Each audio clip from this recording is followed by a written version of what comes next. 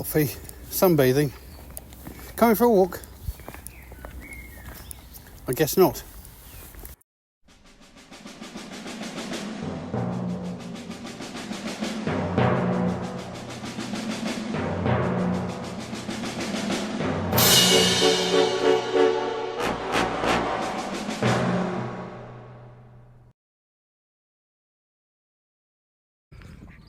Well, the weather's turned unexpectedly nice this week.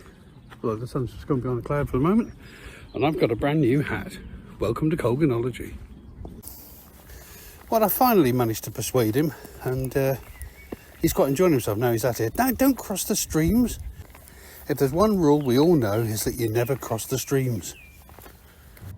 Just watching all the fluff slowly falling off this goat willow tree.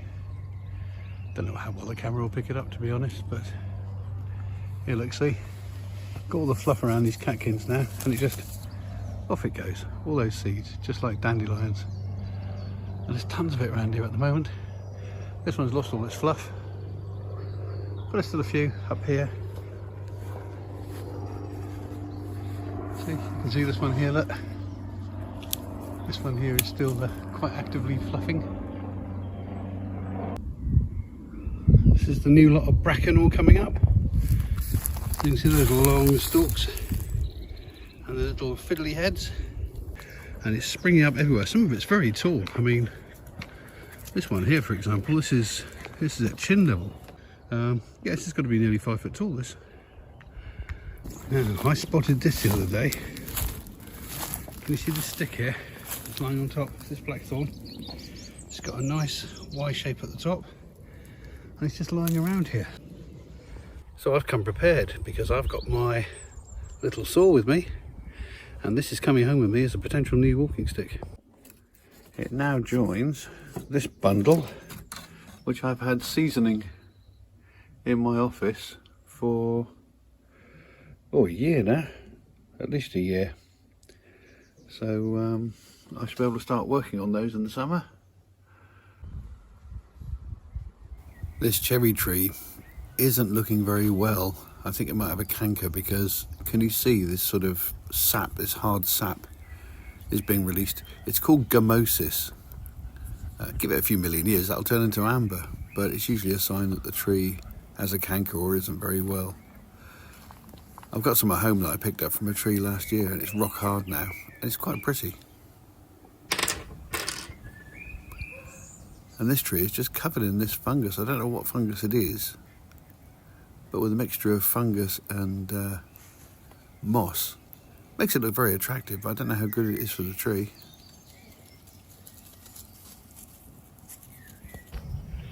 It's very hot and sunny out here, very warm and sunny. I've definitely overdressed, saying I've only got a light cotton jacket on, but this is glorious, and apparently we're going to get a week of this now. This tall plant is sedge, and sedge has these little tiny seeds, and these seeds can be pulled off just with your finger. These aren't quite ready yet, so I'll leave them on the plant. And again, you just sprinkle on things like you will with sesame seeds or any other kind of seed. They're quite tasty and nutty. Just a few days on from my earlier video, and look how much these cherries, these wild cherries, have swollen and gone green already. They'll be red in no time. And then, as I said, the birds will eat them all. I might try and get a few this year. We'll see. Are you in a hurry to be somewhere, Alfie? What is it? Is it a Dachshund Lodge meeting or something? Good Lord, you're meant to be old. Harris will never keep up with us.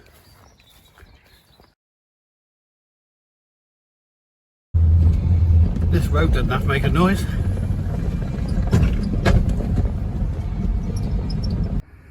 Now, you may be wondering why I'm standing next to a sort of swampy pond with a pile of books in the shape of a sort of throne.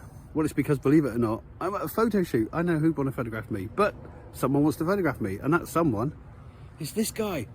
This is Andrew Edgecumbe. Hello. And Andrew is a fashion photographer. Yeah, fashion, me. So Andrew, tell me, why are you photographing an old duffer like me?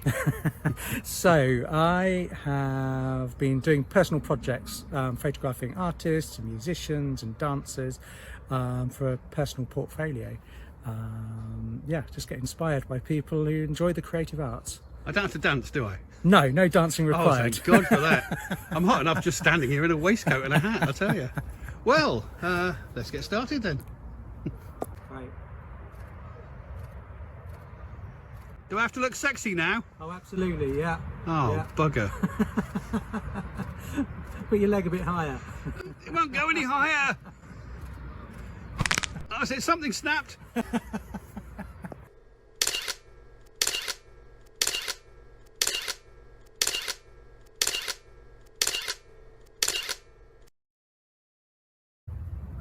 I thought I'd film all the lovely geese and their little goslings, and they all buggered off the minute I got the camera out. They all leave me. Well, I might be foraging in these fields anyway. Look at this, look. This is all hemlock. Look at those purple blotches. And there's loads of it. I hope they don't keep animals on this field. If so, they're going to be animals with very, very upset tummies. There's quite a few Canada geese around here, as you can tell from the... you would only have to look at the ground to see how much Canada goose produce there is all over the floor. That's the politest way I can put it, I think. And there is a little glimpse of Shardeloes' house, on whose land I am currently being photographed. It's not owned by someone called Lord Shardeloes or something like that, it's all flats these days, but nevertheless the land belongs to the flats. And so does this wonderful, wonderful lake. Isn't it great? Great photography location anyway, even if unfortunately the model isn't up to scratch.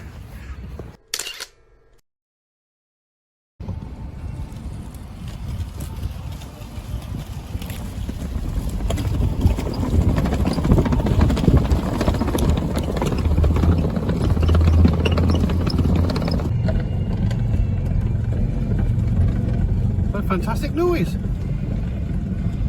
Right, I'm heading home. Bye bye, Shardeloes. Well, here's a thrill. Due to a mass coronal ejection, in other words a solar storm, the sun sent a load of particles over here to bombard the atmosphere, and we actually got the northern lights over Buckinghamshire and indeed quite a lot of England. That's pretty special, not something you see every day. I tried to get a video but it didn't work, so I'm afraid all you've got is stills. But this video was captured on a traffic cam. Stunning. Absolutely stunning.